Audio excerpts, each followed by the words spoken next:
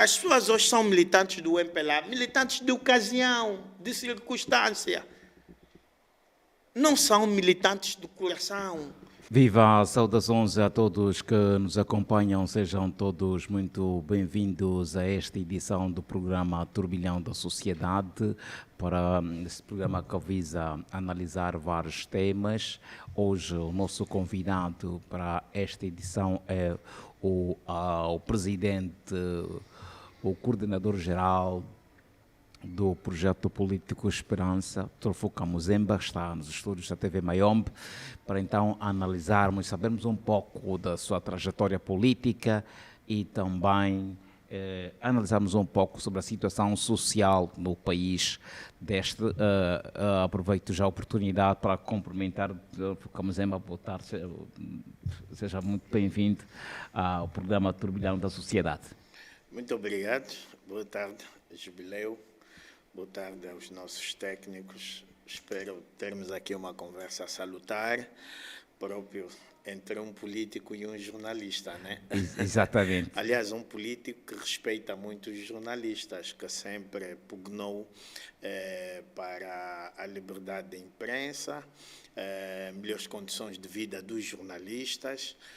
Uma pessoa que sempre lutou a favor do jornalismo angolano. Aliás, eu próprio, em 2022, em coordenação com a minha equipa de Esperança, depois de uma visita muito aturada nos órgãos de comunicação social, públicos, privados, ouvimos os jornalistas, na sua maioria. É verdade que temos a dívida de começar esse programa com a imprensa digital, que é muito forte, para mim, o mais democrático nesse preciso momento, o que garante a liberdade de imprensa, mas nós tivemos a capacidade de apresentar um memorando ao governo, expondo exatamente a crise do jornalismo angolano, desde a falta de condições materiais dos órgãos, a situação social e econômica dos jornalistas. Muitos ganham mal, são obrigados a se dedicarem a outros trabalhos para conseguirem alguma coisa para comer, ou seja, isso torna uma vulnerabilidade da classe que depois fica comprometido os preceitos fundamentais da liberdade da imprensa, né? Os jornalistas depois vivem à rasca num contexto que não conseguem fazer com bastante liberdade o seu trabalho, sobretudo nos órgãos públicos, e nós vemos isso, né? Os jornalistas depois recorrem a práticas que é muito incompatível com a função de jornalismo, a ética, simplesmente para sobreviver. Então, eu tenho um respeito e vou lutar sempre para que o país atinja um nível de liberdade de imprensa apurado, porque não há democracia sem liberdade de imprensa, não há fiscalização dos políticos sem uma imprensa livre. Os políticos têm, normalmente, é costume, ao nível do mundo, a tradição da ciência política ensina-nos que os políticos têm medo dos jornalistas. Talvez eu seja um dos que não tem, né? Não tenho problemas, sou questionado em tudo, falo tudo, estou aberto para com os jornalistas, não tenho medo da imprensa, mas respeito o trabalho. E sei que há muitos jornalistas, muitos políticos que fogem à imprensa, sobretudo aqueles que estão no governo. Sabe que os nossos dirigentes não se comunicam, não falam, fogem os debates, né? Então, sobretudo estes têm muito medo da... Exatamente. É presidente fundador do atual movimento dos estudantes, um movimento que faz eco que sempre no país, que sempre defendeu os interesses dos estudantes. Exatamente. Como é que nasce, eu quero começar por aqui, como é que nasce o desejo de criar, de fundarem um movimento de estudantes angolanos MEIA? Bom, o desejo de nós criarmos o MEIA foi uma coisa muito apaixonante, né? Eu comecei a ganhar consciência cívica, consciência pública, aí nos meus 14, 15 anos, quando eu ingressei no movimento revolucionário hip-hop, né? Eu comecei nestes movimentos, MCKs, nós tínhamos aí a Clique LV, alguns que eu conhecia muito bem, o Acho Niga, Yuri Fantomás, o pessoal do Palanca. O Palanca era o berço do rap em Angola, né? O rap foi fundado no Palanca, cujo ícone é com o Clever, né? E as pessoas conhecem muito bem. E eu com Clever éramos vizinhos praticamente. Então, e aliás estudei com um dos irmãos dele, o menor, o Filas, né? Que também foi rapper, o de outros tipos, como chamavam, um gajo inteligente, escrevia muito. Então éramos miúdos e eu já tinha ganho consciência pública que naturalmente habilitou-me a prosseguir a luta, mas numa vertente um pouco diferente do movimento do hip-hop, né? Precisávamos ter alguma expressão mais para a sociedade, mais para o grupo que nos reunia, o grupo que nos unia, que era justamente a escola, porque na altura, bom, a nossa vida era muito centrada entre a casa, igreja e escola, né? Meu pai foi um cristão muito acérrimo, que carregava-nos à igreja, né? Mesmo a contragosto, mesmo quando tínhamos desporto para praticar e jogar um futebol, fazer uma saída com os amigos, mas se calhasse nos dias da igreja, é igreja. Então, a nossa vida resumia-se muito: casa, igreja e escola. E na escola eu queria ter uma atividade. Bom, conheci algum movimento, o AM, né? Era uma associação estudantil, mas sem grande expressão. Depois conheci a Uniangola, conheci alguns líderes, mas senti que a Uniangola estava muito atrelada também à vontade do partido no poder, né? A JMPLA tinha muita interferência e os dirigentes eram escolhidos a dedos pelo MPLA. Então era mais ou menos isso que eu apreciei. E eu já tinha noção de que era importante criar uma alternativa à Uniangola, porque não ia funcionar, não ia dar em nada. E depois eu fui reunindo algumas pessoas na escola, mas sabes que na escola as pessoas foram um pouco mais céticos, né? Então falei com os meus amigos, colegas, estudantes do bairro. Então fui chamando uns e outros, sentamos aí debaixo de uma mulembera que tínhamos aí no Palanca e fundamos então o movimento de estudantes angolanos, o MEIA. E vê que muitas pessoas fundadoras do MEIA, uns estão aí, outros já não estão cá, mas foram pessoas muito importantes para que este movimento se instalasse convenientemente na defesa dos interesses dos estudantes e do ensino de qualidade. Então criamos o MEIA, de forma muito tímida, com os meus 19 anos, nos anos 2000, começamos uma luta estudantil. Eu lia muito sobre a vida estudantil, né? O movimento estudantil francês, o movimento estudantil português, a Associação Acadêmica de Coimbra, quer dizer, já li alguma coisa assim, e eu sentia que nós podíamos ter uma tradição de luta diferente daquela que a Uniangola trazia. Seria justamente fazermos uma luta estudantil, mas não nos dissociarmos do movimento social do país. Está a perceber, né? Porque os estudantes, querendo ou não, são o grupo transformador de qualquer sociedade. Por isso é que elas têm muita atenção em qualquer sociedade. Infelizmente, nós somos um país que menospreza, despreza, prende, bate, maltrata estudante. Infelizmente, noutras paragens, um estudante é um ser social com um valor completamente determinante, porque são os agentes da mudança. Você não pode falar de limpeza, de manter o saneamento nas comunidades, não pode falar de trabalho voluntário, você não pode falar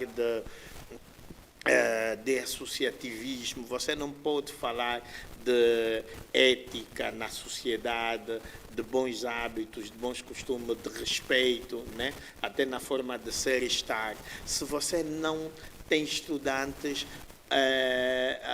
se você não tem estudantes cidadãos, estás a ver? Então, as nossas escolas, é importante que as nossas escolas exaltem a cidadania para que preparemos cidadãos, né? E não meros estudantes ou meras pessoas nas escolas, não. É preciso preparar os estudantes para que sejam bons cidadãos. E bons cidadãos fazem boas comunidades, boas famílias, bons países. Os países desenvolvem-se. Eu já tinha essa consciência.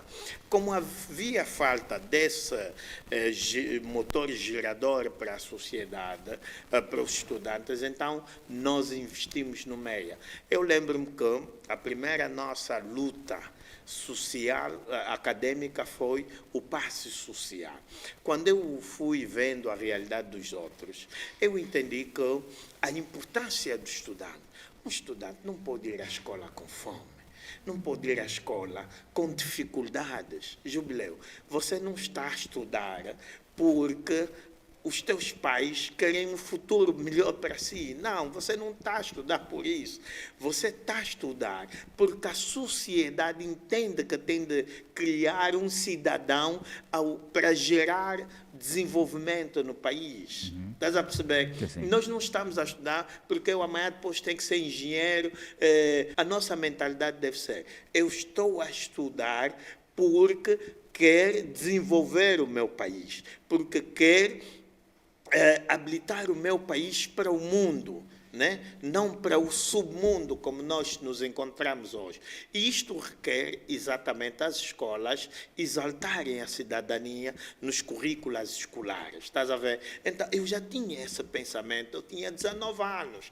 Então, entendi que uma das fragilidades dos estudantes era locomoverem-se para as escolas. Ou seja, tu vives aqui no Grafanil, mas você estuda, por exemplo, no Golfo Avocumbe. Tu vives aqui, mas estuda no Zango, porque é ali onde tem vaga na escola.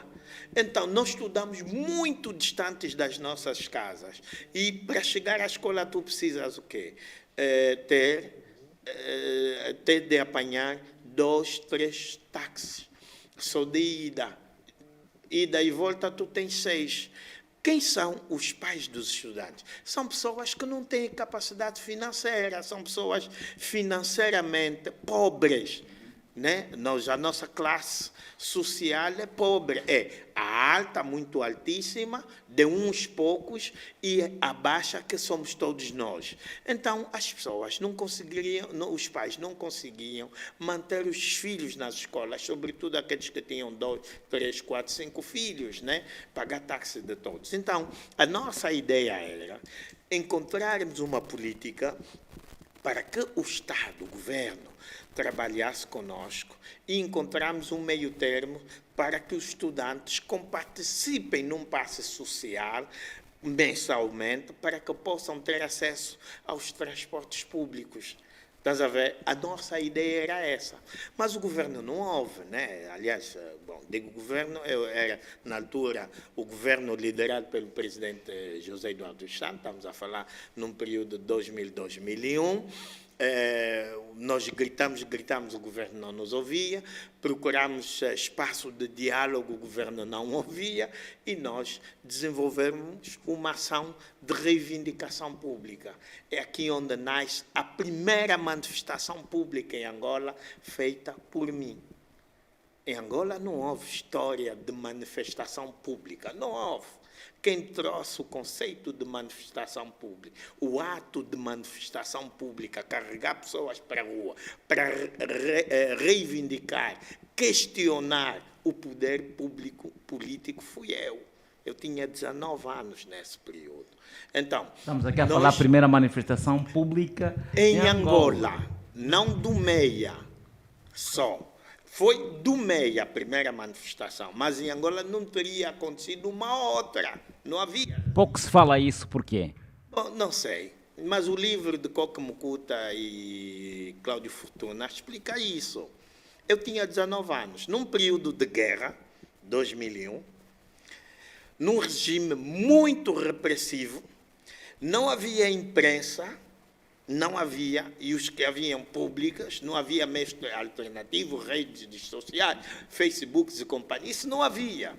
Mas nós fomos capazes, ou seja, eu fui capaz de liderar uma manifestação com toda a repressão policial possível, no Largo do 1º de Maio até o Largo dos Ministérios, com mais de 2.000 estudantes. 2.000 estudantes. Isto haviam aqueles pequenos, na altura Folha 8, a Capital, havia aí alguns jornais e a Rádio Clesa que fizeram grandes coberturas sobre isso. Mas esta é a verdade. Tanto é que, depois da manifestação, o sucesso da manifestação, obrigou o ministro da Educação, na altura, Buriti da Silva, a convocar, inclusive, o ministro dos Transportes e das Finanças no Ministério da Educação, porque nós dissemos que não sairíamos daí sem que o governo nos recebesse para nos ouvir. Foi isto. O ministro das Finanças chega, não, na altura vai o vice-ministro das Finanças e o vice-ministro dos Transportes. Vão imediatamente sob orientação do presidente José Eduardo.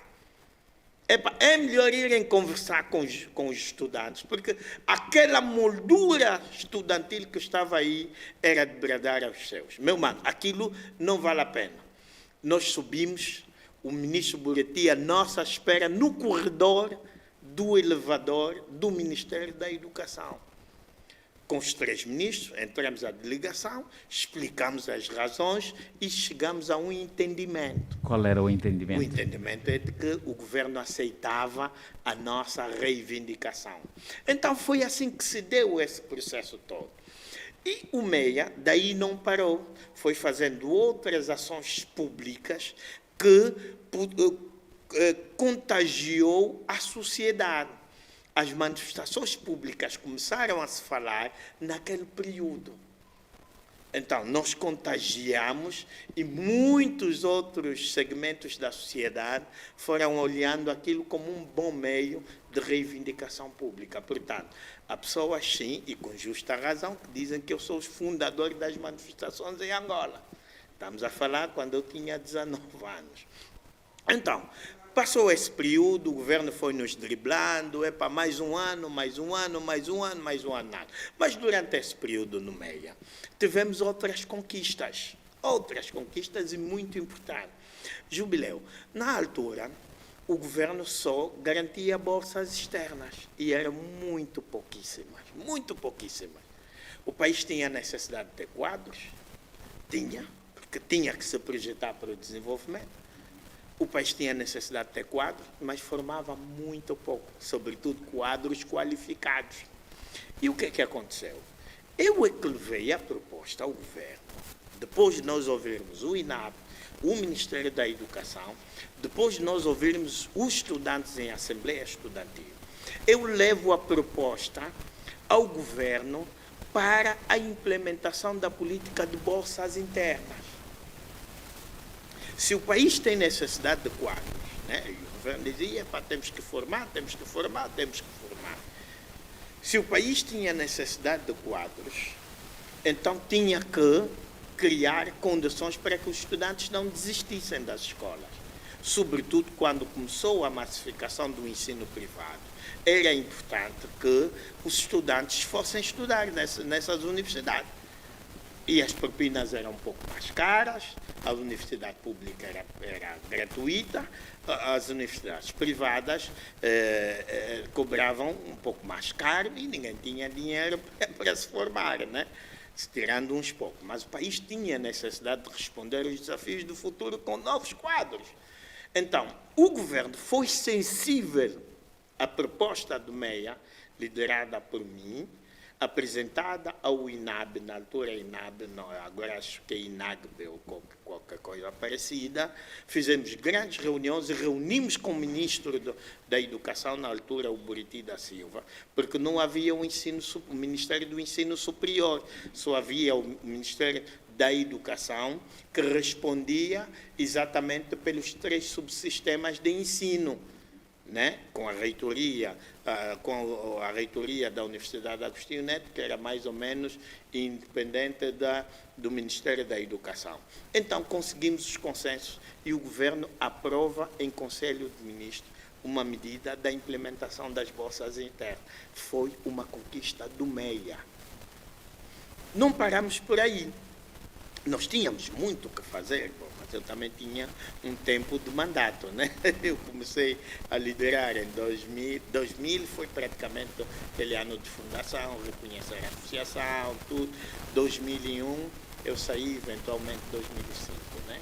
Daí do MEIA. Fiquei praticamente 4 anos na liderança do MEIA. Foi assim? E deixa-me só terminar.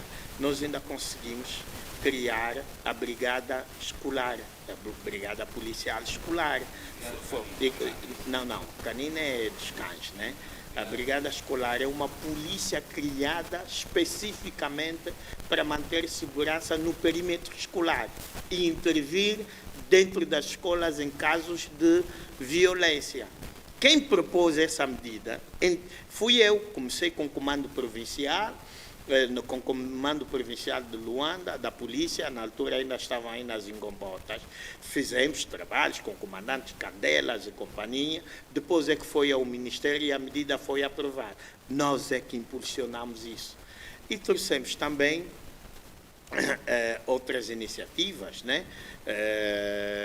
Outras iniciativas como a merenda escolar. A ministra Luísa Gris trabalhou comigo, a ex-ministra da Educação trabalhou comigo. Ela era diretora ou chefe de departamento de algum setor do Ministério da Educação. Trabalhamos juntos na política de merenda escolar com a doutora Alexandra Simeão, né? Na altura era também vice-ministra na Educação. Trabalhamos juntos, porque nós levamos a proposta da merenda escolar, não havia. Nós é que impulsionamos a implementação, porque era importante que as crianças tivessem refeições. Isso acontece em todo o mundo, Jubileu. Estás a ver? Sobretudo nas zonas mais recônditas, cujos pais são pobres, desgraçados, mas o país tem necessidade de quadros. Então, você não vai formar quadros com as dificuldades todas que haviam, porque as pessoas iam para o ensino primário, não concluíam. Os que concluíam iam para o secundário, não concluíam. Os que ainda chegavam à universidade, depois também desistiam. Qual era o número de formados no país? Eram muito poucas. E a qualidade do ensino que se pretendia. Porque eu sou um grande defensor do ensino e com resultados, não só no ensino primário e secundário, por causa do MEIA, mas no subsistema de ensino. Sabe que eu também fiz parte da Associação de Estudantes da Universidade Agostinho Neto, eleito inclusive pela Faculdade de Direito em 2 mandatos para membro da Assembleia da Universidade Agostinho Neto, porque eu era um grande defensor das causas estudantis e da qualidade do ensino e das condições dos professores, mesmo no ensino universitário. Está a perceber? Então, é assim que nós nos forjamos na vida estudantil, criamos o MEIA, lideramos, lutamos. Fui preso, vezes sem conta, porque protagonizamos as maiores manifestações públicas nesse país num tempo mais difícil. Ou seja, mudamos consciência de uma geração. Esta geração que caminhou comigo sabiam qual era a capacidade da sua liderança e quais foram as transformações de consciência. Eu vou te dar aqui um dado que é muito interessante e pode ligar para as pessoas. O Rafael Aguiar, conhece? Conheço muito bem. O líder da SECO agora. O Gilberto Figueira, provavelmente está aí nos departamentos ministeriais, no governo. O Dionísio José,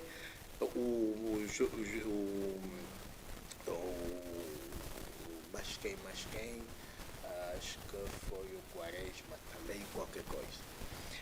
O Albano Pedro, jurista, eu na altura estudava no PUNIF. E havia uma grande greve, se não a maior greve na Universidade Agostinho Neto. E ameaçava a anulação do ano letivo. Acho que foi 2003. Não, 2012 ou 2003? Sim, 2003, acho eu. Então, neste período, a Associação de Estudantes da Universidade tinha que fazer alguma coisa.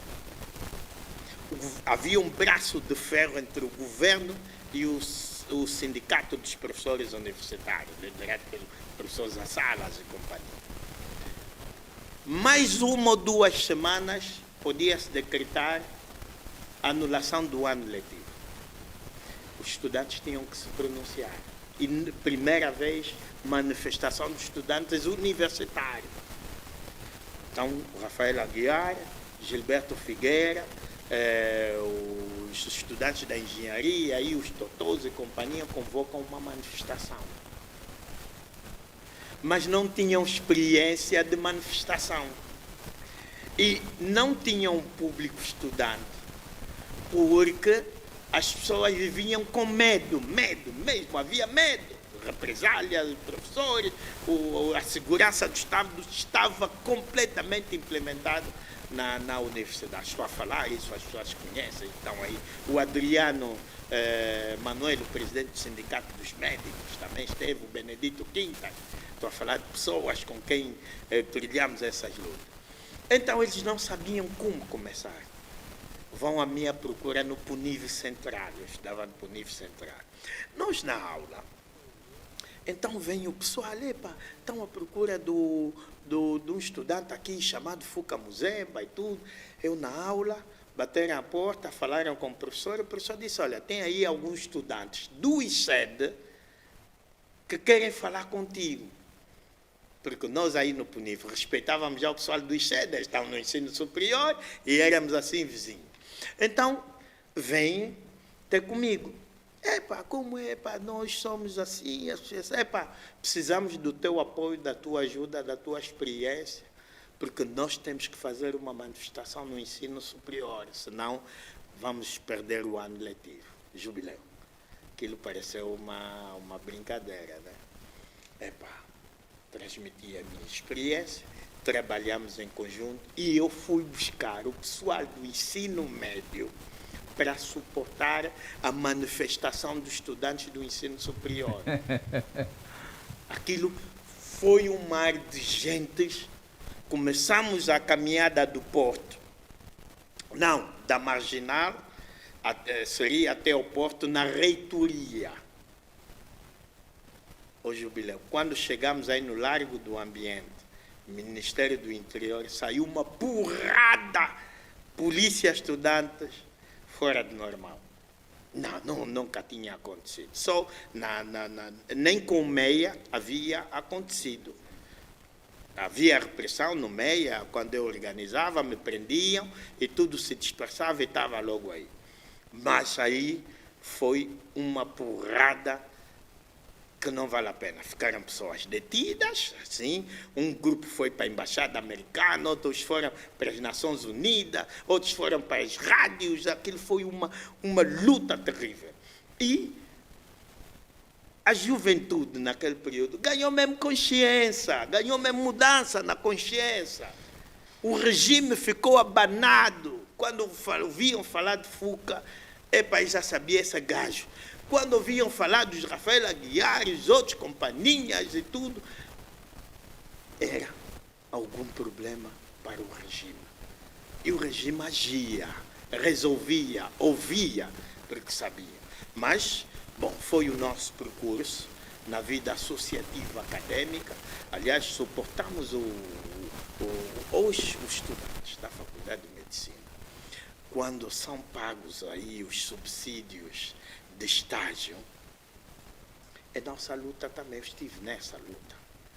A Associação de Estudantes, na altura liderado pelo Benedito Quintas e o Adriano Manuel, esse que é o presidente do Sindicato dos Médicos, gritava, deem-nos os subsídios, devolvam-nos os subsídios de estágio, tudo. E o governo não pagava, tinha suspendido. Olha, nós quando nos juntamos à voz deles, lá na Faculdade de Medicina, fizemos as grandes manifestações lá dentro na Faculdade de Medicina, estava associado também ao Hospital Américo Boa Vida. Não vale a pena. O governo respondeu e começaram a receber os subsídios. Nós estivemos lá, fizemos caminhadas lá até o Ministério da Educação, ficamos no área dos ministérios com as bandeiras, as coisas aí, os hinos, tudo, sem que nos respondam, ninguém saia daqui. Até o governo atender às reivindicações. Aconteceu aí sim. E hoje os estudantes recebem os subsídios de estágio. Quer dizer, a nossa luta estudantil não foi uma coisa em vão, não. Por isso é que eu digo, eu transformei uma geração, eu mudei uma geração. E as pessoas estão aí, hoje, muitos já mais velhos, com grandes responsabilidades no Estado, no Executivo, nas grandes empresas, nos mais diversos setores. Sabem que o FUCA liderou e transformou uma geração. Eles sabem. E sabem qual é a nossa missão na vida pública, qual é o nosso objetivo, por que nós lutamos e os resultados que nós demos. E essa gente anda toda conosco, sabe, acreditam na nossa liderança. Portanto, eu não sou novo, não sou de hoje. Eventualmente, os mais novos hoje vêm, não conhecem a história, mas eu nunca parei, né? E tanto é que estou cá até hoje. Mesmo as pessoas que vieram naquela altura, os da segurança, para nos fazerem mal, para nos criarem dificuldades, tudo, hoje são pessoas que acreditam em nós, porque sabem que são beneficiários das conquistas que tivemos com as lutas que fizemos. Então é mais ou menos isso. Hoje, como é que olhas essa onda, praticamente a clarificação de consciência coletiva, que hoje tudo por nada as pessoas vão para as ruas e exigirem direitos? Bom, eu acho que o movimento cívico reivindicativo abrandou. Está em menor escala. Ou seja, o nível de participação pública hoje é muito inferior com os tempos passados. Porque nós éramos uma geração que fizemos trabalhos sérios no meio das comunidades de estudantes. Fizemos grandes trabalhos e as pessoas acreditaram nas nossas lideranças. Bom, hoje prendem o presidente do MEIA, o Simão Formiga, um rapaz que está muito bem na liderança do MEIA, a fazer um grande trabalho. A solidariedade foi muito pouca. Naquela altura, prendessem um FUCA ou um outro líder estudantil associativo, o país parava. A juventude toda estaria na rua. Prendem um, prendem todos. Tocam um, tocam todos. Hoje não. Caolo está preso. Temos medo de intervir. Simão Formiga está preso, a onda de solidariedade não se faz sentir. Que juventude, que estudantes é que nós temos hoje? Não é comparado com o tempo anterior. O tempo anterior, eu lhe digo, foi muito agressivo. Aliás, você tinha o Dr. Adão de Almeida, presidente da Assembleia Nacional, que esteve conosco nos movimentos. Até os da JMPLA eram obrigados a estar, embora na posição do governo, né, para fazer a contra-manifestação contra a luta juvenil, contra nós, né? Mas vieram para a luta. Falo Adão de Almeida, Vasco Matamba, a Yolanda Brígida de Souza. Estes, pela JMPLA, naquele circuito, vinham para a luta. Haviam tantos outros, Vitorino Mário, que foram aparecendo, os Domingos Mates e companhia. Embora perdiam, porque depois não tinham argumento de contraposição e não tinham força nem capacidade de mobilização como nós tínhamos, por causa da causa da luta que mobilizava. Mas vieram para a luta. Hoje não, hoje você não sente isso. Não sente. Então, eu acho que nos tempos de hoje a qualidade da luta perdeu-se muito. Perdeu-se muito. Há fórmulas. Há fórmulas. É verdade, nós também não passamos bem o testemunho, né? Mas ainda somos jovens. Podemos voltar aí a muita carga no quadro da luta cívica, da luta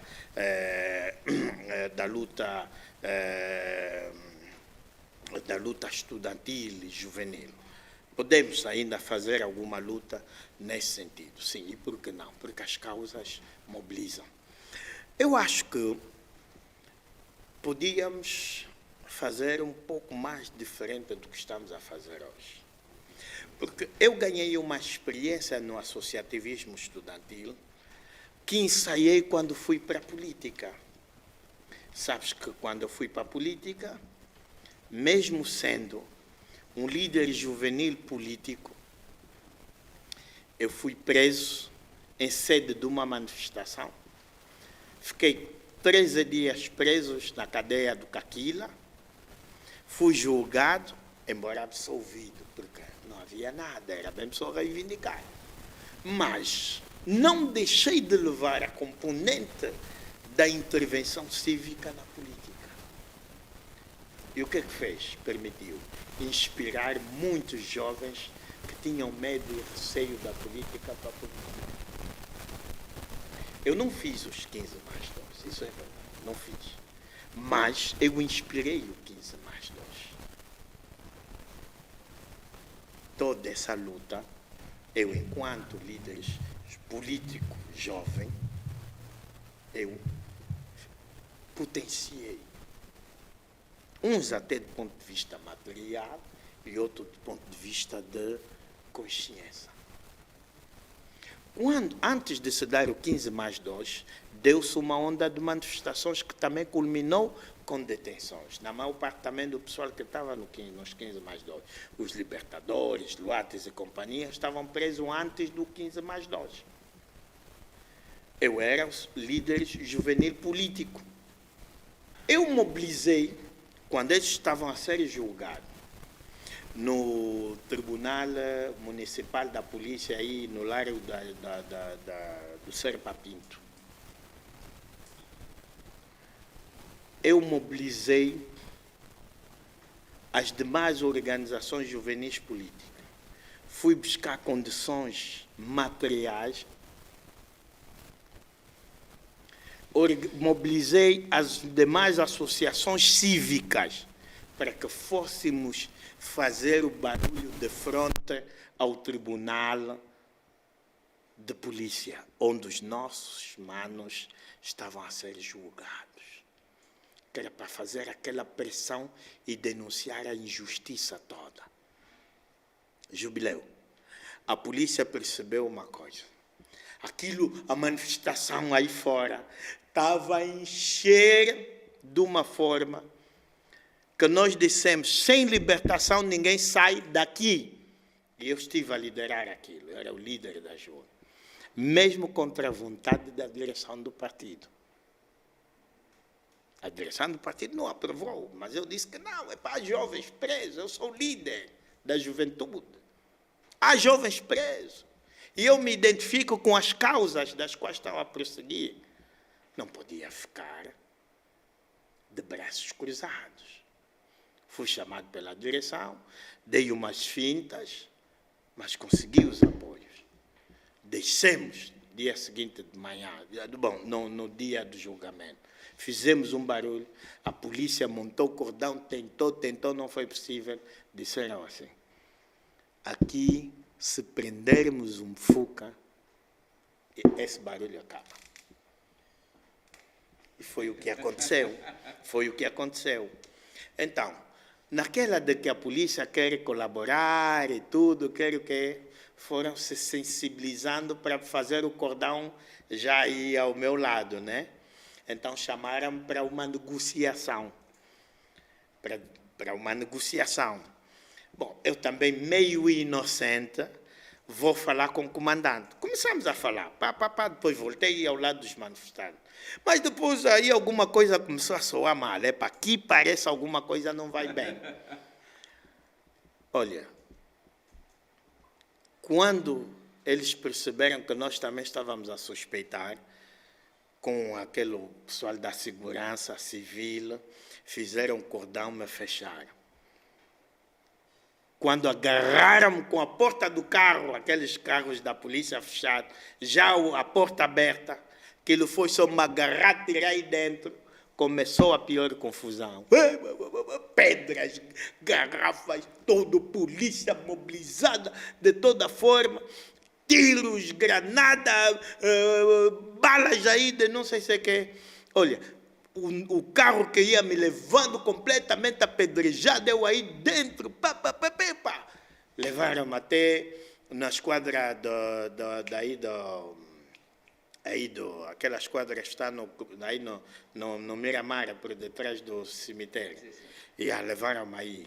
Mas deram conta, olha, o pessoal parece que está vindo aqui, se aperceberam que o Fuca está aqui. Meteram-me num I10, carro civil, com os 4 agentes, havia também outros carros atrás, a seguir levam-me na esquadra da ilha. O comandante da esquadra da ilha disse, isso é um problema grande, eu não quero ficar com esse caso. Devolvam esse gajo aí, que aqui vai ter confusão. Então o pessoal entendeu que tinha que me levar para o DP, aqui na DPIC, né? No Santana. Levaram-me lá, fiquei os 13 dias detidos. Os outros manos já não tinham pessoas que ficassem fora a reivindicar e tudo. E uns foram condenados, acho eu, outros foram libertados. E depois também foi a nossa leva. Na nossa leva já não tínhamos aquela força fora. Então o movimento foi abrandando assim. Depois vem os 15 mais 2. Dá-se depois os 15 mais 2.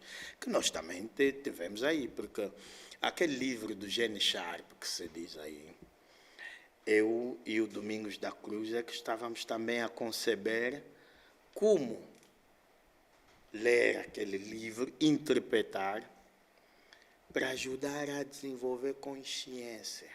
Porque o livro não tem nada de reacionários, de revolução, não. O Gandhi, Mahatma Gandhi, fez a revolução mais pacífica neste mundo. A revolução de Martin Luther King.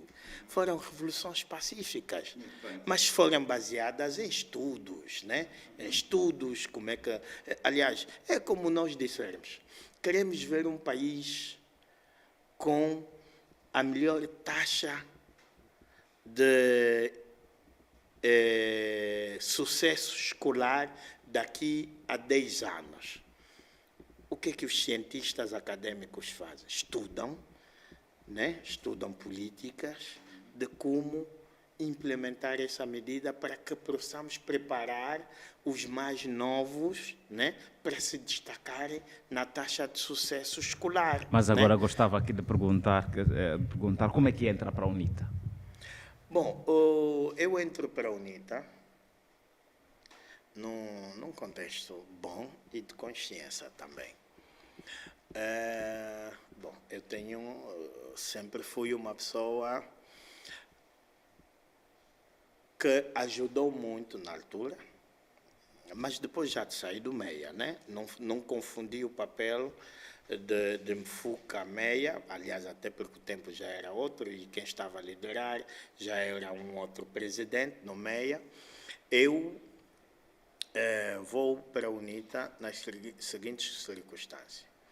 Como eu havia entendido que a luta estudantil foi muito importante, ajudou a mudar a consciência, elevou muito a importância pelos estudantes e deu maior atenção do governo ao setor da educação. Então, contribuindo por via da política, podíamos fazer mais. Um país mais justo, mais democrático, mais desenvolvido. E as nossas ideias podiam fluir mais. Então, nós organizávamos várias tertúlias. Eu organizava tertúlias em que chamava políticos. Primeiro, organizamos com o presidente da UNITA, na altura o Dr. Isaías Chamacuva, no Museu de História Natural, cujo moderador foi o Dr. Albano Pedro. Mobilizamos os jovens e o presidente da UNITA foi lá falar, questionamos, falamos o que podíamos falar, ouviu, tomou as devidas notas. E depois organizava umas de menor dimensão. Criamos o quê? Um grupo de reflexão. Adão Ramos, espero que conhece, o Américo Vaz, acho que é o vice-presidente do BD, o Walter Ferreira, o jurista e comentarista político. O Walter também foi um líder associativo, sempre andou conosco no MEIA e também nas lides estudantis, né? Fizemos muita coisa também com ele. Ele também era parte deste grupo de reflexão, para o Albano Pedro, o Rafael Aguiar também, e nós debatíamos os assuntos da política. Ninguém ainda fazia parte de partido político. Nós éramos todos membros da sociedade civil. Então, nossa ideia de criar a coligação política eleitoral é antiga. É antiga, antes das eleições de 2008. Porque as nossas ideias já olhavam para as eleições de 2008. Eu lembro-me que provocamos um debate. Já chamamos o Alexandre Sebastião, do Pajoca, já havíamos chamado o Benjamin da FNLA, o mais velho, reunimos com Gola Cabango, tínhamos chamado o Filomeno Vieira Lopes com o Adalberto da Costa Júnior, da qual os dois fizemos um grande debate. Os dois com o grupo de reflexão, foi na Feira Popular. Tínhamos um cantinho aí na Feira Popular onde sentávamos. Eu, o Albano, o Adão, o Walter Ferreira e tantos outros. Fizemos aí um debate com os dois, onde já delineávamos os passos possíveis para uma coligação da oposição. Isto o engenheiro Adalberto, presidente da UNITA, sabe muito bem e lembra perfeitamente. O doutor Filomeno Vieira Lopes sabe muito bem. Nós é que organizamos esse debate. E eles não podiam assumir compromisso aí, porque também tinham de levar as propostas aos seus partidos. Estás a perceber? Então, foi assim que aconteceu.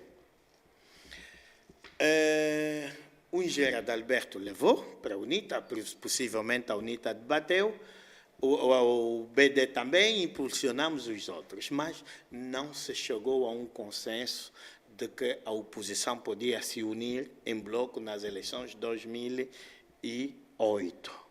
E o que é que acontece nesse período? Acontece que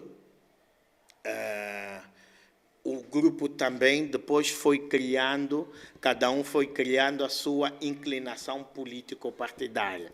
É assim que o Adão e o Vaz vão para o BD e eu vou para a UNITA. Foi isso que aconteceu.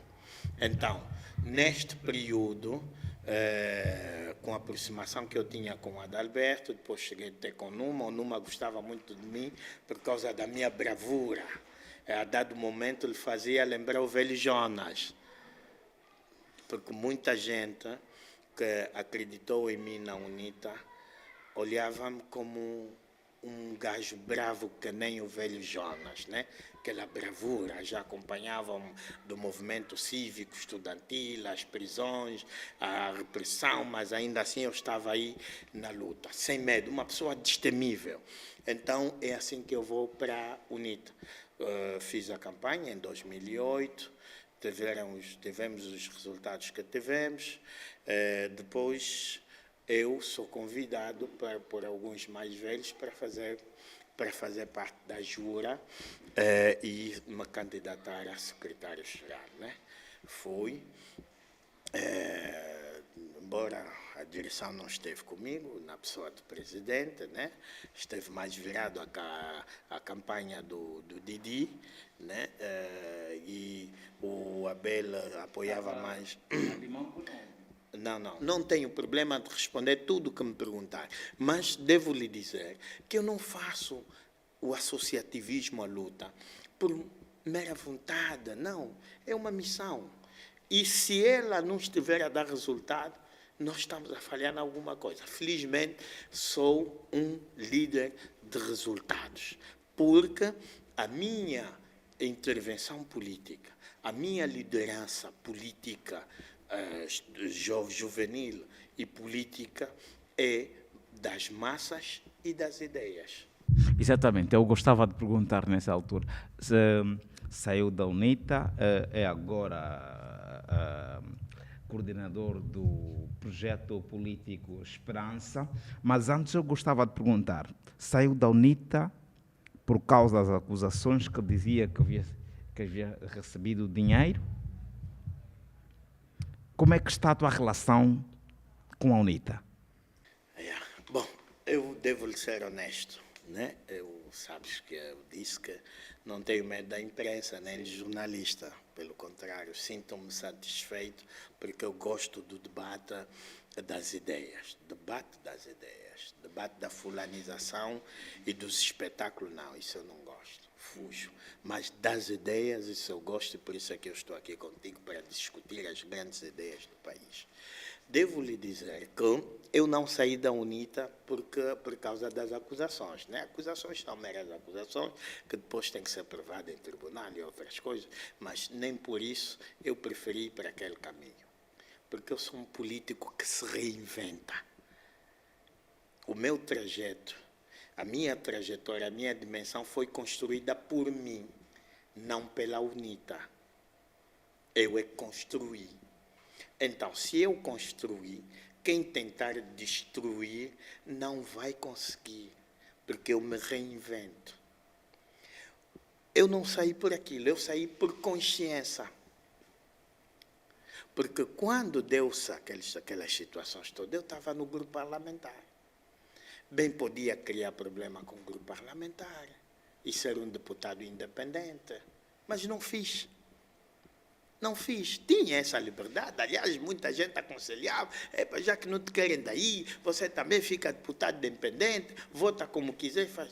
Não. Fiquei aí, nunca insurgi com nenhuma decisão do partido, do grupo parlamentar, e participei em todas as jornadas de campo do grupo parlamentar. Não falhava. Estava ali, entendia. Eu aqui tenho que cumprir a regra daqui, né? Eu nem ameacei, nem disse nada, nem fui em contramão. Porque eu sei que a política requer ética e decência. E eu sou disciplinado por isso. São os meus preceitos da política. A decência, a ética. Estás a ver? A moralidade. Então, eu não sou uma pessoa instrumentalizável. Não sou. Não sou influenciável. Não sou. Eu posso concordar contigo coisas que vamos fazer, mas não quer dizer que estou a ser influenciado, porque eu sou muito independente na minha consciência. Então, só para lhe dizer que ainda assim, em 2017, nas eleições de 2017, a UNITA entendeu manter o meu número na lista de deputados. Entendeu? Eu ainda estive na lista e numa posição boa. Quando eu percebi que tinha o nome aí, aliás, a deputada Weba, inclusive, foi confirmar isso numa entrevista na TV Zimbo, né? Passou a publicidade. Ela confirmou que realmente não fomos nós que retiramos o nome. Ele é que pediu, que já não queria. Da vez jubileu. Sem escândalo, sem nada. Em 2017. Em 2017 eu não pensava criar o Esperança. A Esperança nós criamos em 2021. Em 2017, eu entendi. Bom, se há alguma incompatibilidade, não adianta ficar aqui, né, para depois não fazer nada, não contribuir para nada. Então, eu decido pedir à direção do partido, escrevi, que retirassem o meu nome. Eu estava numa posição boa em 2017. Os jornalistas estão aqui, podem ir no site do Tribunal Constitucional, eventualmente está ali, os candidatos a deputados de 2017, a primeira lista da UNITA, eu estava lá. Mas eu pedi mesmo, não. Só em 2000, depois fiquei esse tempo todo no interregno, não sei fazer nada, nunca choquei com a UNITA, nem nada, nunca criei problemas com a UNITA, não resisto disso. Lembro-me que divergimos quando a UNITA apresentou a proposta de destituição de João Lourenço.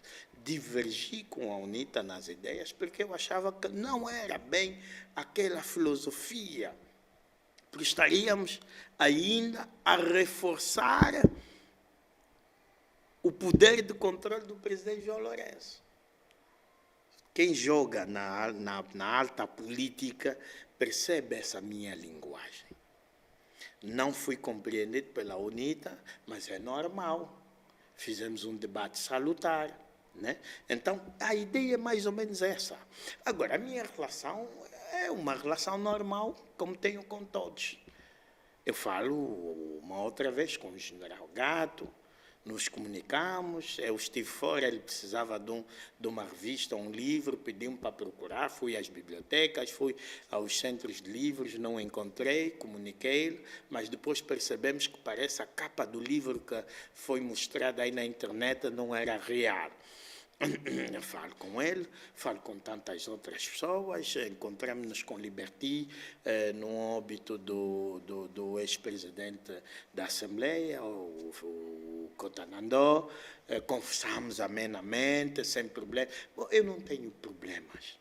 Eu acho a UNITA um instrumento importante para a mudança no país. Assim como acho os outros partidos também importante para a mudança no país. Agora, eu tenho uma filosofia de oposição muito estudada, muito bem estudada. Podemos começar a ensaiar algumas ideias das quais eu trago, sim, e vamos partilhar com todos. Eu estou a lhe dizer, a ideia de coligação de partidos não é de hoje. O dia que tiveres a oportunidade de entrevistar o presidente da UNITA, com quem tenho uma relação muito, mas muito próxima mesmo, né? Pode perguntar, como ao Dr. Filomeno Vieira Lopes, pode perguntar se eles não tiveram num debate provocado por nós em 2006, eventualmente em 2006, com um grupo de reflexão onde já pedíamos a unidade da oposição. E esse período todo, eu sempre estudei isso, eu estudo muito a política, sobretudo a política angolana, eu estudo muito. Tenho grandes ideias para a transformação.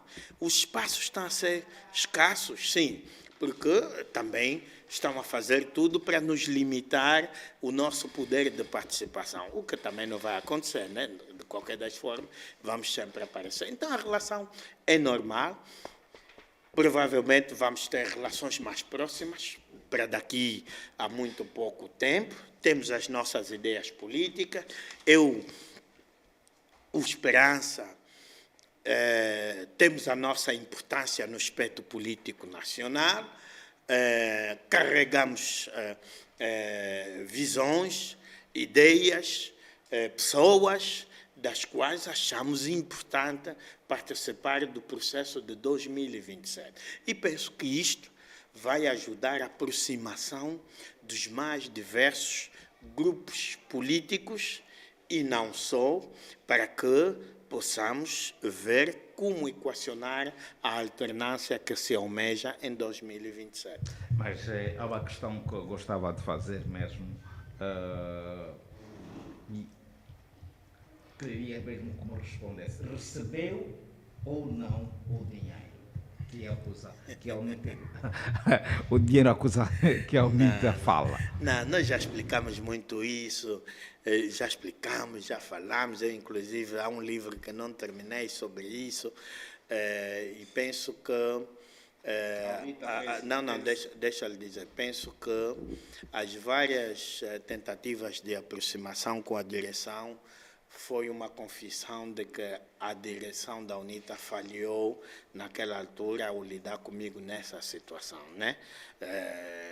E já lhe disse, o facto de manter o meu nome, o facto de ter-me aí sempre, tudo, e aliás o próprio presidente engenheiro, quando subiu, havia meios de comunicação e tudo, mas se realmente tivesse acontecido isso como foi propalado inicialmente, eu garanto que não podia ter sempre aquele canal de comunicação junto do partido para que eu continuasse, para que eu ainda estivesse aí. Não é verdade. Aliás, uma vez o próprio Bento Kangama fez uma grande entrevista a partir de não sei se é de onde desmentiu tudo isso, né? Eu penso que nós fizemos um debate muito mais para a fulanização do que um debate de ideias, né? Então, sinto que esta forma de ser e estar na política enfraquece o debate político, enfraquece. Não haviam evidências claras, não haviam nada que indiciassem isso. Talvez uma mera aparência, né, um mero contacto daqui e dali assustou um pouco as pessoas, mas não havia. E se houvesse?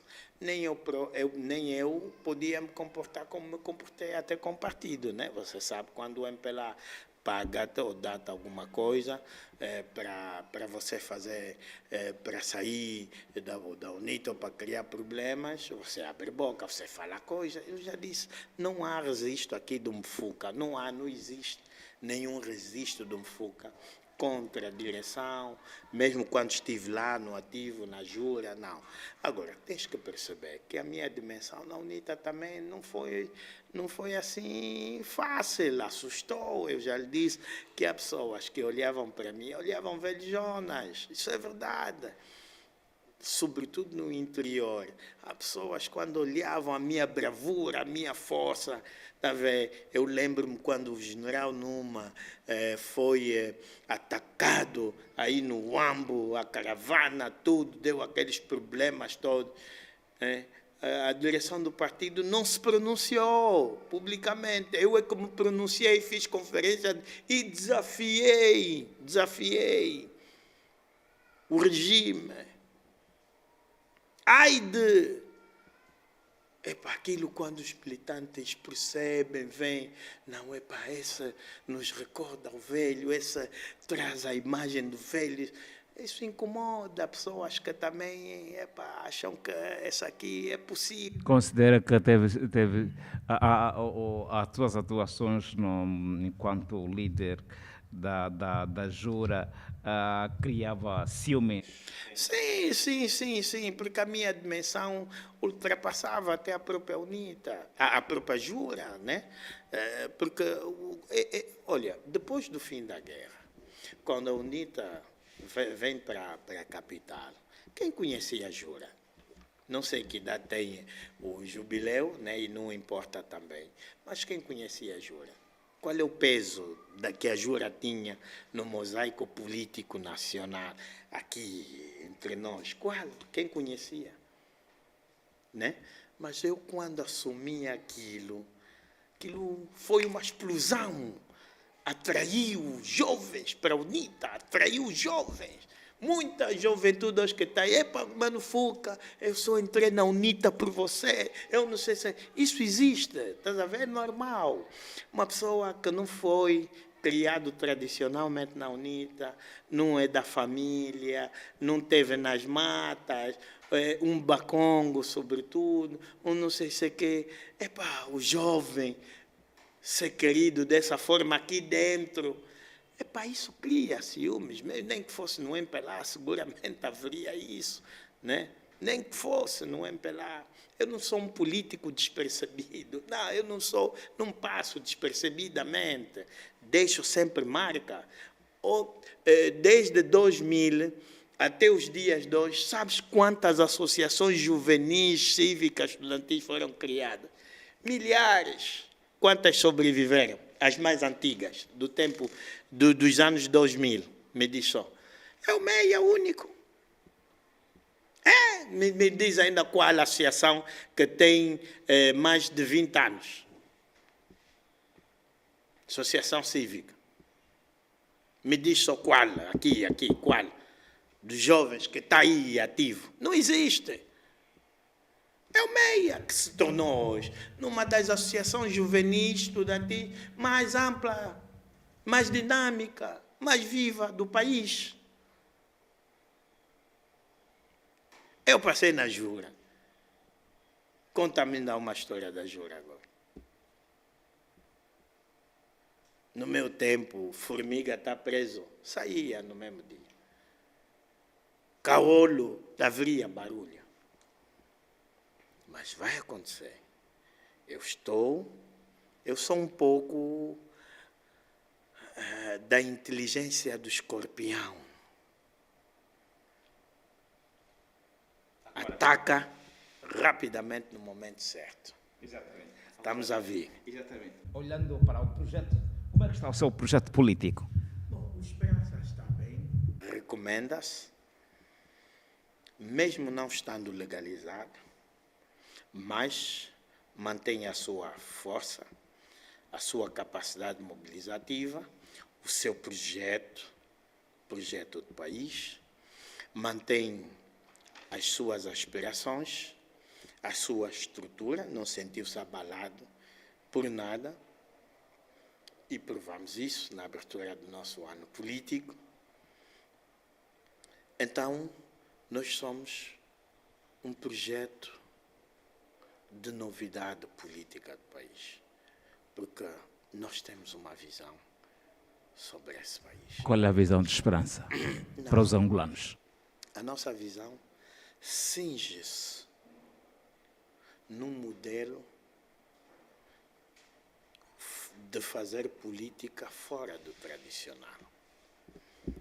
A nossa visão de país assenta em 4 pressupostos fundamentais. Uma nova forma de governação, baseada numa governação inclusiva e participativa, baseada numa governação democrática, de prestação de contas. Não só de contas do que se gastou, mas de contas ao cidadão. O que é que não se fez, o que é que se fez. Há pressupostos disso, está construído no nosso plano de governação. Nós defendemos o combate à pobreza, que passa em 3 eixos fundamentais.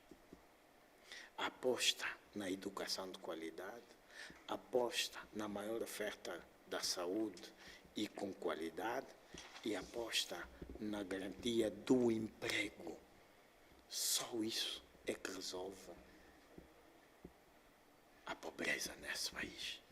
Nós apostamos na política habitacional, nós apostamos na proteção dos grupos vulneráveis, crianças, velhos, antigos combatentes, reformados, e nós apostamos na industrialização do país, através do fomento industrial, o fomento da agricultura, do agronegócio. São visões políticas que nós temos no nosso programa de sociedade, que nós vamos denominar a Agenda de Angola. Este programa nós vamos apresentar tão logo formos legalizados. Agora, nós vamos andar com todos para que possamos também contribuir com todos no processo de mudança que se espera nesse país. Estamos a ensaiar aqui um conjunto de modelos de intervenção e participação política. Vamos falar com o país. Nós lançamos o Café com o País, é falar com todos. Nós vamos falar com todos, vamos falar com a sociedade, com as igrejas, com os partidos. Aliás, com a sociedade já estamos a falar. Com os partidos, nós vamos falar. E onde convergirmos, vamos trazer o grande movimento de mudança e alternância do país. 2027, a nossa geração não pode falhar, não pode. Ainda há esperança do seu projeto político ser aprovado? Muita. Nós sempre dissemos, nós não somos aquela esperança que é a última a morrer. A nossa é aquela que não morre. Portanto, mesmo com a queda em 2022, completamente alheia à nossa vontade, nós não desmoronarmos. Nós mantivemos-nos coesos, firme, com capacidade e porque a liderança mostra isso. Agora, o que nós vamos fazer, ou estamos a fazer, é continuar a trabalhar com o Tribunal Constitucional, sempre cumprir com o que o Tribunal Constitucional entenda que devemos fazer. Não queremos litigar com o Tribunal, não queremos lavar a roupa suja fora na asta pública, porque eu disse que nós conservamos aí alguma ética e isso é importante. E, neste sentido, temos tido abertura suficiente do Tribunal Constitucional, estamos a trabalhar junto e esperamos que, num curto espaço de tempo, o Esperança venha a ser legalizado. E se for legalizado, vai ser a maior festa da democracia, porque a política vai ganhar um novo impulso. Um novo impulso. O país vai ganhar um novo impulso politicamente. Então, é exatamente isso que nós vamos denominar a festa da democracia e a festa da mudança com esperança. Porque vamos mesmo devolver a esperança ao povo, fazer acreditar o povo que mudar Angola é possível. Muito bem. Já na reta final, que avaliação é que pode fazer, então, sobre a situação social do país? Bom, nós temos... Deixa-me começar por essa questão. Nós temos um país que grita muito. Um país que grita muito. Há muito barulho, há muito ruído pelo ar. O governo grita, os partidos gritam, a sociedade civil grita, as igrejas gritam, o cidadão grita. Nós estamos a gritar muito. Estamos a fazer pouco ou nada. É a altura de deixarmos de gritar só por gritar, o que também é importante gritar, mas deixar de gritar só por gritar para começarmos a agir e fazer alguma coisa. O governo faz porque a sociedade exigiu, porque a juventude reclamou. Sabe, Jubileu, eu ouço muitos jovens a dizer, não, 2027, 2027, 2027. A juventude não tem de esperar 2027 para agir. O momento de fazer o país, de agir, de realizar, é agora. É agora. Por isso é que, na minha intervenção, na abertura do nosso ano político, eu fui concreto. Juventude é soberania, é o quinto poder.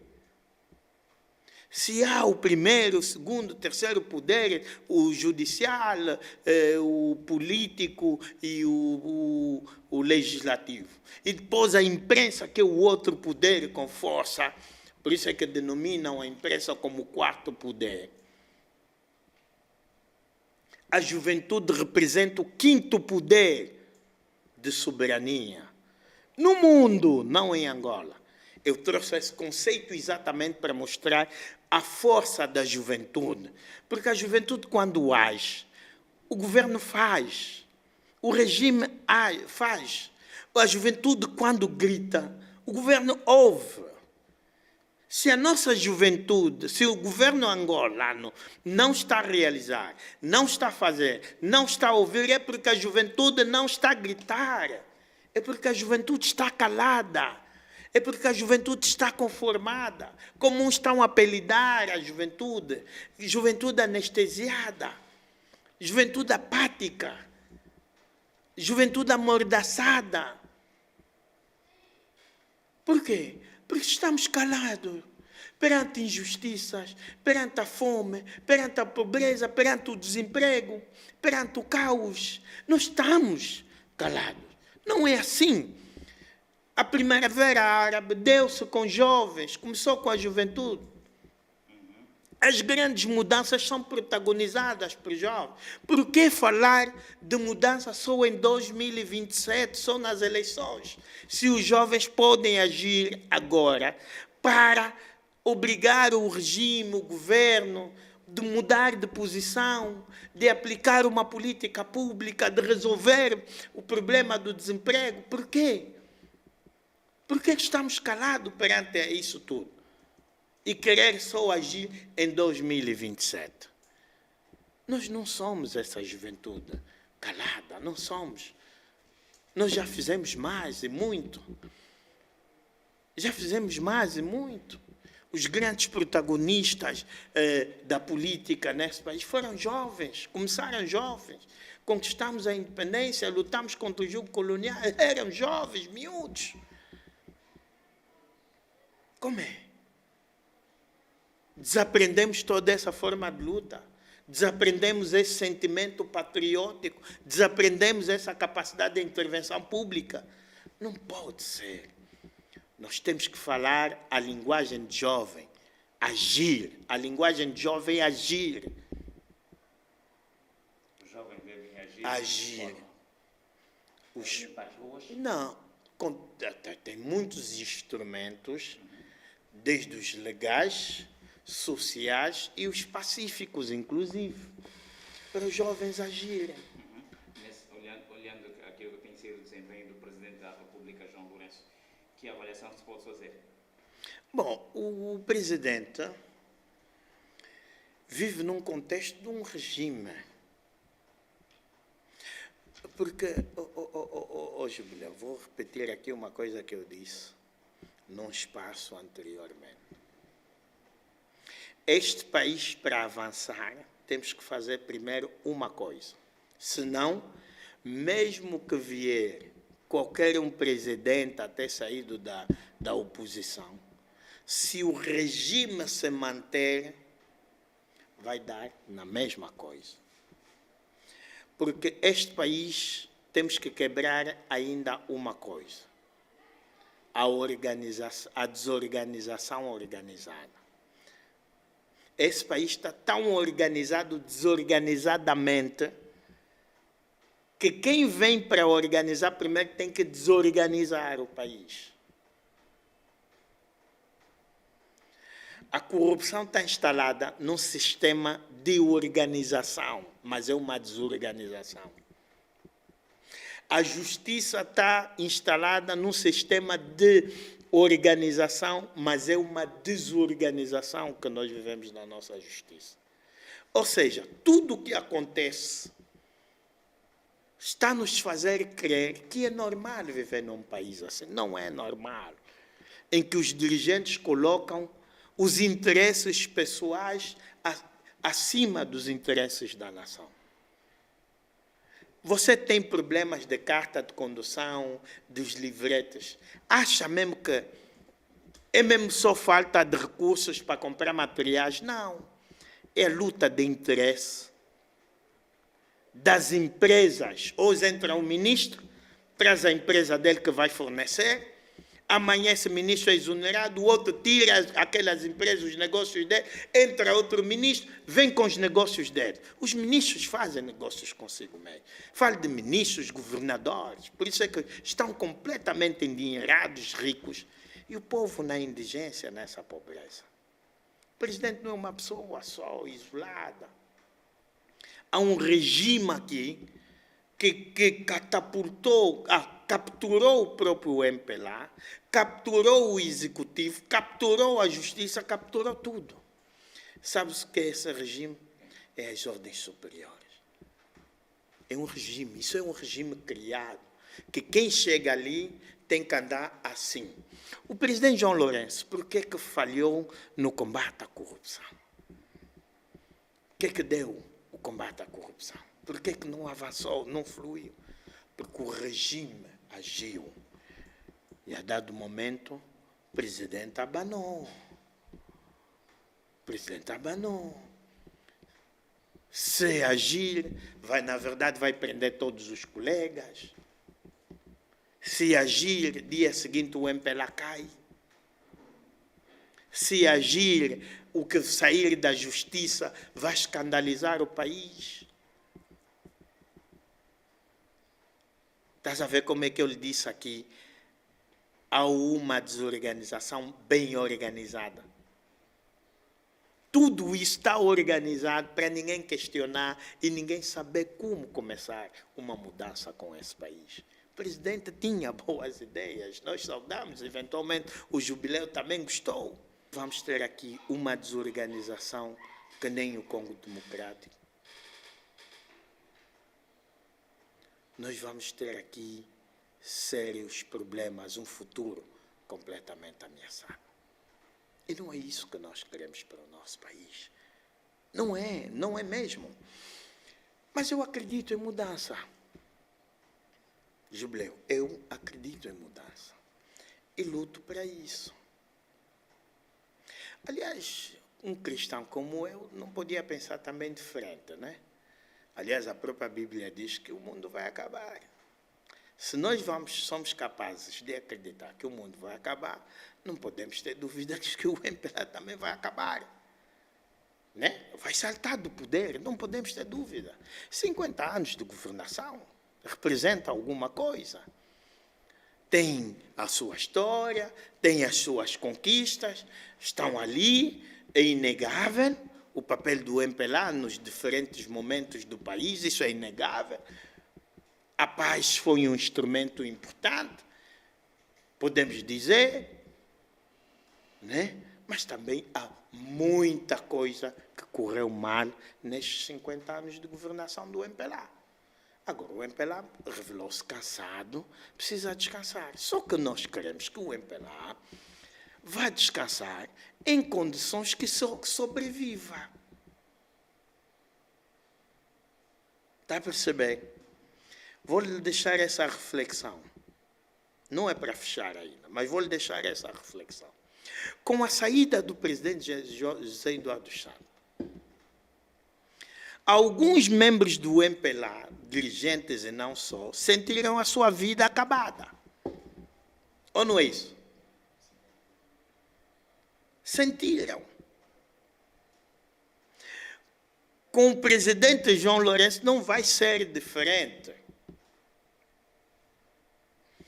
Quando o presidente João Lourenço sair, independentemente de continuar no partido ou não, porque o MPLA não cumpre leis, cumpre tradição, é importante que isso fique expresso. O MPLA não cumpre leis, cumpre tradição. Mesmo que o presidente João Lourenço tiver ainda nas vestes de dirigente do partido, é capaz de não sobreviver uma hecatombe dentro do MPLA. Vou passar por uma hecatombe, estou a lhe dizer isso. E muitos vão sentir a vida acabada, estou a lhe dizer, e da pior forma. Porque quem conversa hoje com os dirigentes do MPLA percebe neles um ódio entre eles terrível. As perseguições políticas que hoje estão nas redes sociais, nos tribunais, não sei se é, não são a oposição que faz, nem a sociedade. Emana do próprio MPLA. O medo hoje já não se vive na oposição, na sociedade, vive-se dentro do MPLA. Jubileu, se o MPLA vive essas crises assim, nessas fases de transição, quando o MPLA perder o poder, o que é que eles vão se sentir? Acabados ou não? Vão sentir-se acabados. Só que nós queremos corrigir isso. Queremos que o MPLA não passe por isso. Temos fórmulas, temos alertado, temos falado. Há uma teimosia própria do MPLA de não perceber que é tempo também de mudança, que é tempo de ouvir os outros, estar com os outros, trabalhar com os outros. O MPLA não percebeu ainda isso. Que é tempo de alguma engenharia política para se salvar até a história do MPLA. O MPLA ainda não percebeu isso. Quando menos esperamos, o presidente João Lourenço é capaz de passar pior do que o presidente João Lourenço passou. Isso não sou eu que digo. Eu converso com muitos jovens dirigentes do MPLA, muitos. Falam, não escondem, eu fico com medo, eu inclusive, fico com medo. Não, desse processo interno que o MPLA passa. Estão aí, sim, porque há algum poder assegurado. Os que não têm poder, você sabe como é que xinguilam. Ou não é isso? Você sabe, os do MPLA que perdem o poder, que amanhã já não estão, você sabe como é que xinguilam. Há muito fogo amigo. Eu não sei se nessa altura o presidente João Lourenço não está a lhe fazer a cama para alguns sobreviverem. Isso, estes mesmo que estão todos dias, tá bom, e você, cuidado. Porque o MPLA, na sua forma de fazer política, os militantes não se forjaram na ética e na moral, no compromisso público. Hoje quem é que surge para defender o presidente João Lourenço? Mesmo internamente, diz só. O presidente promoveu muitos jovens, não meteu aí. Não meteu aí. São ministros, são governadores. Fora mesmo falar da governação, o presidente João Lourenço apá pancada de todo tipo nas redes sociais por pessoas físicas que se apresentam. Não é fake news, não é nada. Quem é que vem com uma tese, com um argumento, com uma defesa? Que diz, estou com ele. Quem? Está com poder, mas está mais ou menos vulnerável. E quando não tiver o poder, essa gente toda vai lhe virar as costas. Estou lá a dizer. Ontem, quem bateu, prendeu pessoas, jornalistas, tudo, foi o regime de José Eduardo dos Santos. Eu fui vítima disso, eu fui preso. No tempo de José Eduardo, detido vezes sem conta, batido, humilhado, perseguido. Sabes que fui, inclusive, atentado à morte. Deram tiro no meu carro. Carro da Assembleia Protocolar, um deputado. Até hoje não há investigação. Escrevi à Casa Militar de Segurança, escrevi ao Ministro do Interior, escrevi à Segurança, escrevi à própria Assembleia. Não há resultados até hoje. Não há. E não foi uma vez. Eu já escapei mortes certeiras. Um dia vou te dizer qual é o nome que o regime, através da segurança, chama-me. Para você perceber quantas tentativas de morte eu escapei e não conseguiram. Aquilo foi tiro, assim. E a pessoa que deu o tiro ligou a dizer que morreu. Está lá, estendido. Eu encontrei essa conversa lá no meio, na esquadra policial. Estás a perceber? Mas hoje andamos aqui. O que o presidente José Eduardo fez a jornalistas, ativistas, oposição, quem o defende hoje? São as pessoas que ele maltratou. As pessoas no partido que ele deu de comer, que ele deu tudo, ninguém defendia José Eduardo. Quem defendia José Eduardo? do MPLA? Quem? Ninguém. Agora, que o presidente João Lourenço esteja avisado com tudo isso, deve. Mas eu não estou a ver caminhos e saídas possíveis para que ele não passe por isso. Se determinadas pessoas não o ajudarem. Não estou a falar pessoas, esses que estão no governo, no partido, porque eles só querem o tacho. Estão a bater palma porque têm os negócios, têm as coisas. Quando o outro vier, vão querer fazer... O MPLA forjou-se assim, mano. Estou a dizer. As pessoas hoje são militantes do MPLA, militantes de ocasião, de circunstância. Não são militantes do coração. Não sabem cantar o hino. O outro lhe perguntar há dias qual é a ideologia do MPLA, não sabe, mas é membro do comitê de especialidade, é doutor das quantas e quantas. Onde você não viu isso? É? Se o que o MPLA manda para os debates é projetar tudo, nem o hino sabe. Você consegue perceber que essa gente toda que está aí é tudo uma falsidade. E isto aqui vai corroer completamente o MPLA. Eu estou com pena deste poder quando deixar o poder. Eu estou com pena. Mas ninguém daqui da sociedade vai os fazer mal. Pelo contrário, eventualmente haverá uma outra voz que vai entender, para não é bem assim, não tratem o camarada, tudo. Mas digo-te que internamente, por aquilo que nós ouvimos e sabemos e vemos, eu estou com pena. Estou com pena. Então, é assim.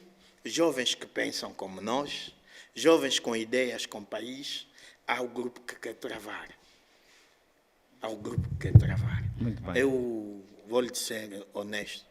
Essa juventude que o presidente João Lourenço promoveu e meteu aí não valeu nada, não lhe serviu, não lhe ajudou, pelo contrário, ajudam-lhe a afundar. Isso quando você vê ministros de espetáculos, ministros a darem todas as curvas aí, para aparecerem à toa, falar à toa, tudo, isso tudo é mentira, estão a afundar o presidente, não estão com ele.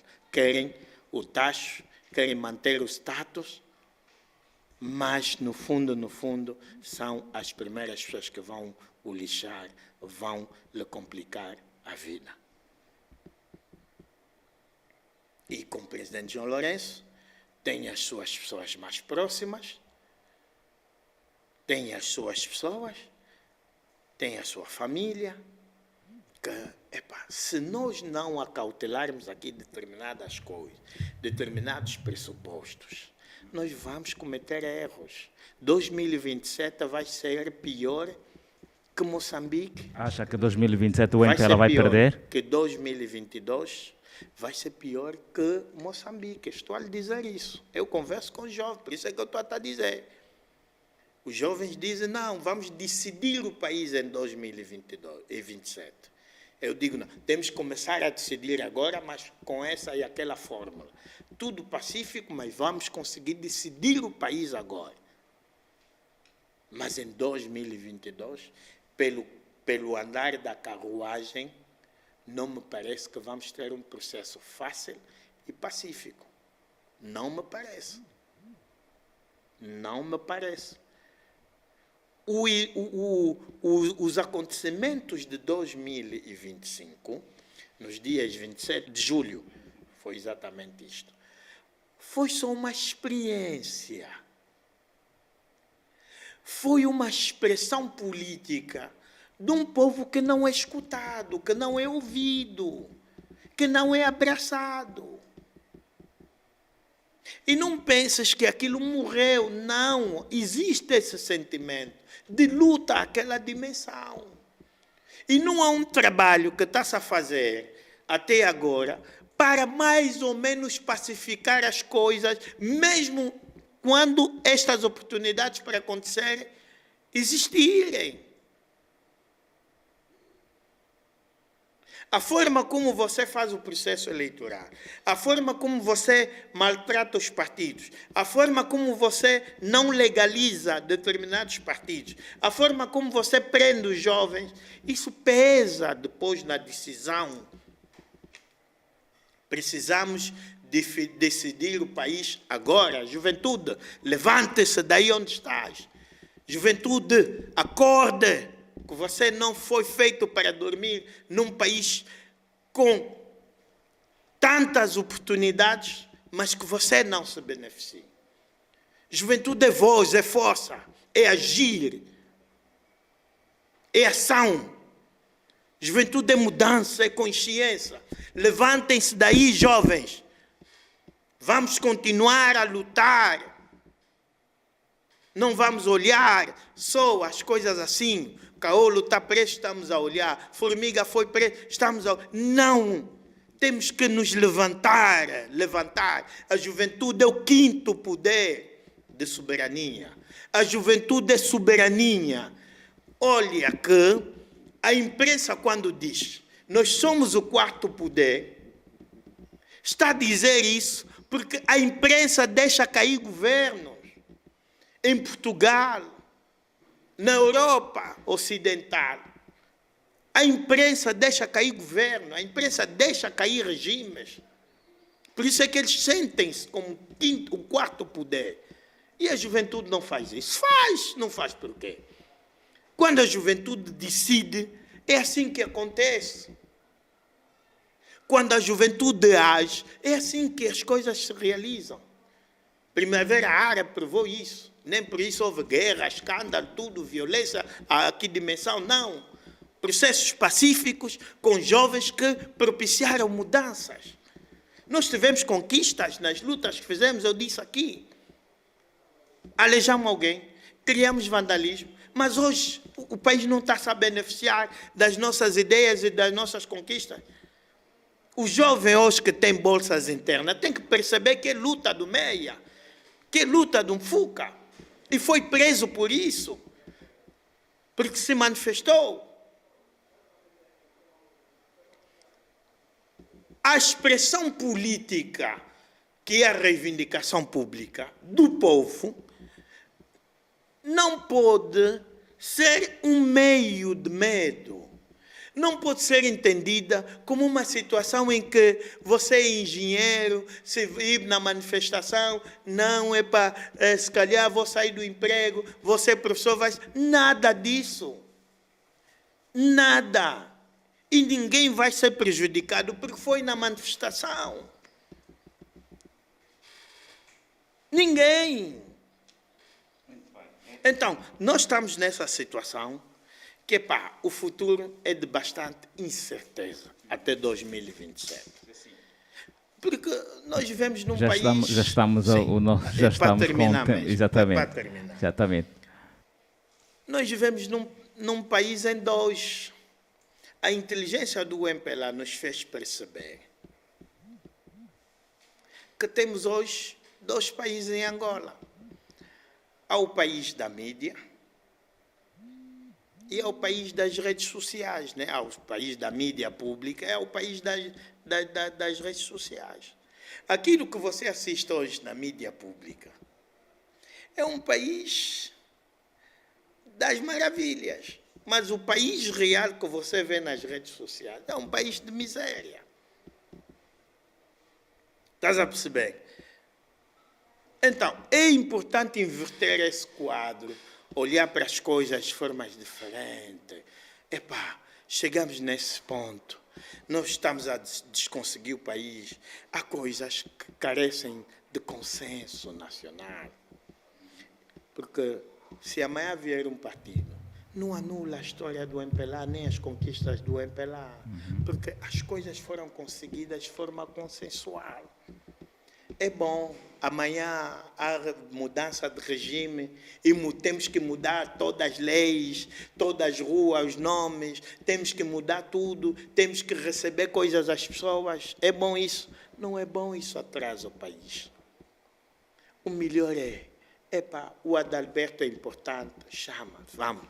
O Abel é importante, chama, põe aí. O Mfuca é importante, chama, põe aí. O Nimiassim, o Jubileu, o Teixeira, o não sei se quem, é importante. Os líderes associativos, assim, vamos ainda sentar, qual é o problema? Tem de chegar um momento na política que você tem de ser humilde.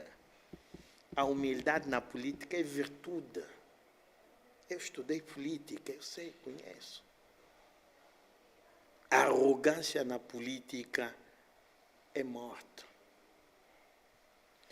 A América não está isolada no contexto da guerra, no contexto da diplomacia. Está isolada. Quem apoia a guerra com a América? Ninguém. Nem os aliados primários. Por quê? A arrogância da América com Trump afastou. Trouxe o que? O caos, a morte. Trump vai perder eleições, está a perder isso, está a perder a própria guerra. Conversa, dialoga, ouça. O soberano aqui é o seu povo, mais ninguém. O soberano é o povo. Angola adotou democracia, isso não é uma autocracia, não é um autoritarismo, não é uma ditadura. Quer dizer, há práticas de ditadura, mas nós não adotamos a ditadura como um sistema político, não. Se a Constituição diz que há democracia, é só pela Constituição que temos de lutar para mudar o país, e vamos mudar, e por que não? Consciência hoje é diferente, a consciência pública hoje é diferente. Muito bem. Lixam mesmo a vida dos cidadãos por causa dos interesses. Quem hoje está com os negócios do cimento? Qual é a empresa? Nós estamos a importar um material para encarecer o preço do cimento, quando nós temos isso em abundância aqui. Em abundância. Essa matéria-prima. Quem é que está a roubar, assim, o dinheiro do país? Jubileu, lanço-te esse desafio agora. Investigue esse negócio. Quem está por detrás desse negócio da Cimangola, do cimento? Quem é que quer ficar com a Cimangola? Quem está a destruir a TAG? Vou lhe dizer, quando a TAG firmou aquele contrato com a Emirates, contrato de gestão da TAG com a Emirates, em um ano a Emirates encaixou de lucro 100 milhões de dólares. Isso é dado público. 100 milhões de dólares em um ano. Viram que para aqui a transparência, não há negócio, não há como roubar, correram com a Emirates. Influenciaram o presidente a correr com a Emirates, tudo, ficaram eles, TAG só dá prejuízo, TAG só põe dinheiro, agora quer privatizar. O problema, achas que o problema das nossas empresas públicas é a privatização? Não, não é a privatização. É má gestão e falta de responsabilização. É? Se fazem salário chorudo, fazem negócios consigo mesmo, como é que um país prospera assim? Como é que uma empresa prospera assim? Não há empresas lucrativas no país. A Angola Telecom faliu, mas a Unitel dá muito dinheiro aos seus acionistas. Como é possível isso, se a Angola Telecom também era de comunicação? O BPC, graças ao doutor Pinheiro, está aí a lutar, o atual PCA está a lutar. O que era o BPC? Era lavandaria. Mas todos os outros bancos prosperavam, tinham lucros. Então, como é que o do Estado é que não vai, não avança? O problema é falta de dinheiro ou o problema é as pessoas que estavam lá? E por que não responsabilizar o gestor? Por quê? É do partido, alimenta o partido, é primo, é amigo de quem governa, está lá sob lobby de alguém. Os nossos ministros vão com lobby de alguém. Não, esse é meu primo. Epa, presidente, põe lá esse gajo. É meu primo. Vai me dar os negócios, vai me dar as coisas. O país assim avança? Não avança. Não avança. Então, nós estamos mal. Mas investiga essa coisa do negócio do cimento, você vai perceber. É uma coisa que poderemos lhe convidar para voltar aqui na nossa Perfeitamente. edição. Não, vamos falar aí das empresas tempo públicas, já, na verdade, a forma de gestão da coisa pública.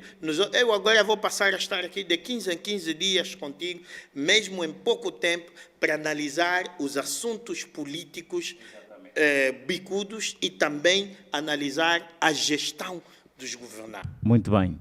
Muito bem, na verdade é que estamos com pouco tempo, gostávamos de agradecer a vossa presença. Sim, sim. Aqui fica mais uma edição do programa Turbilhão da Sociedade com então o Dr. Foucault Muzembe, que falou de vários assuntos aqui, e a responsabilidade que fica partilhar, comentar e avisar sempre os vizinhos teimosos que é assunto para debate. Consigo.